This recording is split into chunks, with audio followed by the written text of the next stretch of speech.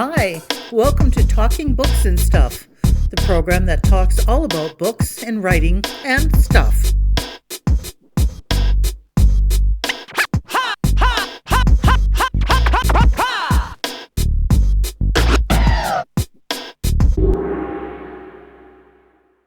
Here's your host, Dennis Rimmer. Welcome back. It's another edition of Talking Books and Writing and Stuff. I'm Dennis Rimmer. With us today, we have on the line from Toronto, Ontario, the center of the known universe.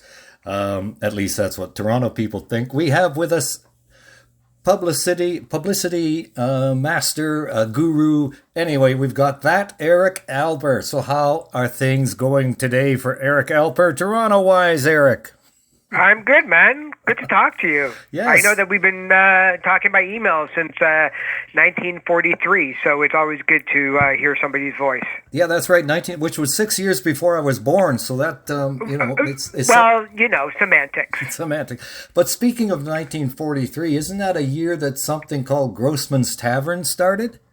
Oh yeah, that's so funny. I just pulled that year out. That was the year that my grandfather started a cafeteria, and then it was a bar, and it was one of the first places in Toronto to have alcohol and live music together.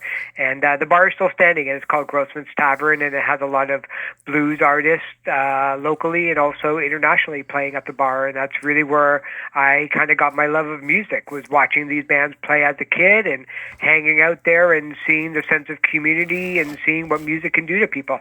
And where exactly is the tavern? In Toronto, it's right across the street from Kensington Market. So it's Spadina and Queen Street area, where all the hippies used to hang out and where all the college students from University of Toronto still hang out. And Kensington Market, there was a band called Kensington Market way back when. There was, and they actually played the bar a couple of times, yeah. Oh, that's fantastic. So Eric Alper is that Eric Alper. He's a media and public relations guru, like I said, and I'm not being facetious because he is the master of publicity, public relations, that kind of thing. We'll get to that in a minute, but just let's backtrack a bit, Eric. So you're from Toronto. You're born and raised in Toronto, I take it? Yeah, born and raised here. And education background, you went to, what do they call them, high schools or collegiates in Toronto? Yeah, I went to Mackenzie Collegiate in Toronto, and then from then I went to York University for I think 5 years. I graduated with mass communications and English, and I just took a year longer because I was arts editor of a number of newspapers that were on campus. So I took a fairly lightest schedule compared to people that wanted to get out in 4 years. I think I did mine in 5.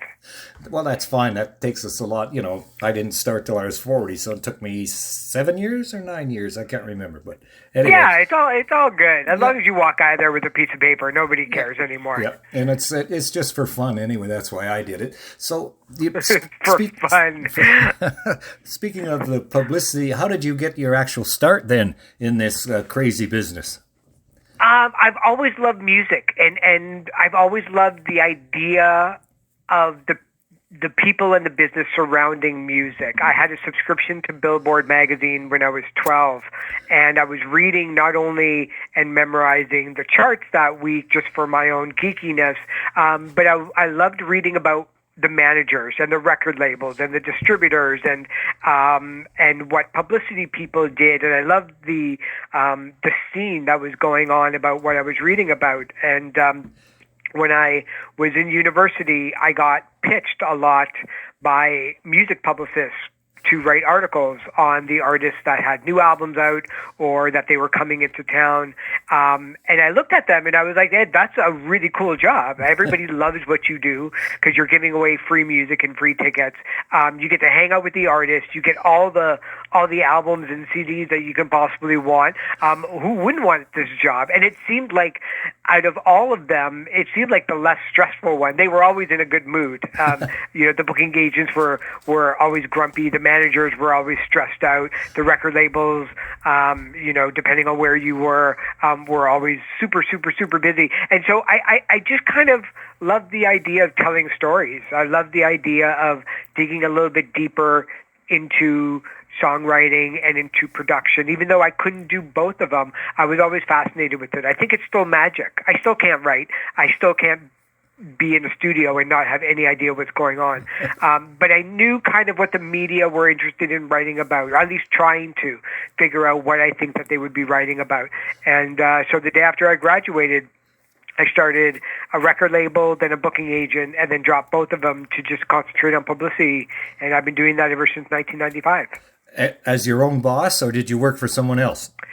I had my own company for a couple of years, and then I got a job working for Shoreline Records here in Toronto. And Shoreline Records had three artists. They had the Nylons, they had Patricia Conroy, and they had Nickelback. And it was around the time that Nickelback released their first EP.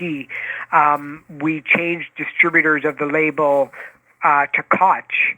And then Koch at the time was the biggest independent distributor in North America. They were handling like 500 different record labels, essentially getting them to the warehouse and then putting them into the record stores. And that was primarily a distributor's job. But the president of Koch Canada had an idea that to hire a publicist, because this way all of the labels that were American-based or UK-based, which was pretty much all of them, they would at least have some level of media support and publicity support when they were touring in Canada, or that to get reviews or previews and things like that. So I got hired about a year after working at that label, and it was amazing because that's where I got to work, in one day, artists like the Wiggles, and then Guar, and then Ringo Starr, and then Smashing Pumpkins, because we were distributing all of that. But I got to take care of all of their publicity. It was like, it's literally thousands of bands that I worked over the course of 18 and a half years that I was there. And Nickelback, I love Nickelback. Why do they get such a bad rap, or is that just a Canadian thing? I think, when you look back on history, there's always going to be, I think, an equal amount of people who don't like a very popular thing as the same amount of people who do. And with Nickelback, they kind of, their rise to the top was around the time that the internet started. So it was very easy now to proclaim your disdain for something, whether it's Nickelback or for something else, and have it go public, and then have it go viral. And so a lot of people who didn't like them, didn't like the kind of music or the kind of rock and roll that they were playing, didn't like their videos, didn't like whatever success that they were having, just kind of expanded tenfold. Because back before the net, if you didn't like somebody, who cares? Yeah. Nobody knew that you didn't like them anyway. Maybe your friends. But the internet kind of gave birth to, I think, a whole new critic that they didn't even have to go to school for. They just kind of expounded on their views and let it fly, which is a shame, because they're all incredibly nice guys still to this day. They sell out stadiums around the world. They've sold over 100 million albums. And you just cannot make fun of a band like that. You cannot like them. But right. I think the amount of hate, I think it's just everybody's looking for their own tribe. It seems that way. And like you say, they've been around since like the mid-'90s. Out of Hanna, Alberta, which also gave us Lanny McDonald and K.D. Lang. So it must be something going on in the water in Hanna, I guess. Yeah, exactly. 1990. So the business, obviously, from 1995 to now has changed considerably. Like even 10 years ago, you could get something in a daily newspaper, but out here in the Midwest, our daily paper's gone to 5 days a week, and it's hardly worth it anymore. So I guess now you do all of online stuff more than anything else? Yeah, although that the physical world is important. It just all depends on what kind of music that you play. If you play blues or jazz or classical or folk, that tends to have a little bit of an older audience sometimes, and they still read the newspaper. But the physicalness of the newspaper is still kind of booming online for a lot of them. So it's kind of changed between being a local story into having to show that there could be a national one, because of the lack as opposed to 25 years ago, with the lack of daily and community newspapers that are in Canada, you're tending to make sure that, say, the Calgary Herald, if they're going to be pitched, it can go up on the Post Media, their ownership newswire, for other newspapers to pick it up. So you kind of don't want to go so local and so minute in the details that somebody in Halifax can't or doesn't want to pick it up. So that's obviously the goal is when you're dealing with newspapers, is just to try to make it more of a national angle for them to pick it up if they're from a local town or city that's in, say, Alberta. And obviously if the artist is playing Calgary or Edmonton or Saskatoon or Winnipeg, having that local flavor and that local angle is certainly going to help with the radio stations, whether it's the commercial ones or campus and community radio stations, the blogs that are situated there, the daily newspapers, the magazines, and not so much of like the entertainment writers anymore at the newspapers. I can go after sports people if they're a sports fan. I can go after health if there's, say, a mental health issue. I can go after a lot of newspapers have an Indigenous reporter. Right. So if I'm working with a band from that community, I can pitch them. If they're a member of the LGBTQIA plus community, there's lots of writers across Canada that only handle stories that have to do with that audience. So it's really just about trying to spread the word as much as you possibly can. And Eric Alper is with us. He's based in Toronto, media and public relations guru, we'll say, without any tongue-in-cheek, because he really is really great. And we get messages and emails from Eric all of the time, which we appreciate. And every once in a while, we pick up on something, which is super. A couple more questions here. Community radio stations, like the nonprofits. I know in Saskatoon, there's CFCR. I'm sure there's one in Regina, that kind of thing. Do you deal with them a lot? I deal with them all the time, because not only are they more open to doing things from a publicity side, whether it's spinning the music or doing interviews or just talking about it, because those people are real big music fans. And most of the time, I'd say 99.5% of them are working for free. So they're doing it because they love music and they love radio and they love the arts and they love their community. So right across Canada, there's about 80 to 85 community stations and campus radio stations that not only rely on the funding of the community in order to keep going, but they play music that commercial music just simply doesn't play. And those hosts and those DJs and those producers could very well be the next powerful DJ or music director or program director 5 years down the road. So I love working with people and getting asked advice and giving advice on maybe what their next move could be or should be. But more importantly, I'm just so thankful that they exist, because it's so super hard to get on commercial radio.